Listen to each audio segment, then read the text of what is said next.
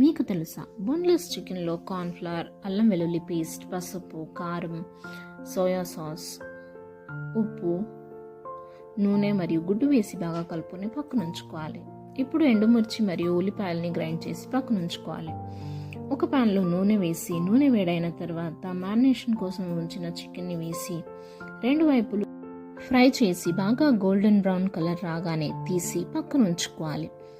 ఇప్పుడు అదే ప్యాన్లో గ్రైండ్ చేసి పక్కన ఉంచిన ఎండుమిర్చి, వెల్లుల్లి, కారం వేసి బాగా ఫ్రై చేసి సన్నగా కట్ చేసుకున్న ఉల్లిపాయ మరియు క్యాప్సికం వేసి ఫ్రై చేసి ఇప్పుడు దానిలో soya sauce, tomato sauce, vinegar వేసి బాగా ఫ్రై చేసుకుని ఉప్పు మరియు కొంచెం నీళ్ళని వేసి బాగా ఫ్రై చేసి ఇప్పుడు ఫ్రై చేసి పక్కన ఉంచుకున్న చికెన్ని వేసి మసాలాలు చికెన్కి పట్టేలా బాగా ఫ్రై చేసి మీద కొత్తిమీర మరియు నువ్వులు జల్లుకుంటే అంతే, చిల్లీ గార్లిక్ చికెన్ రెడీ.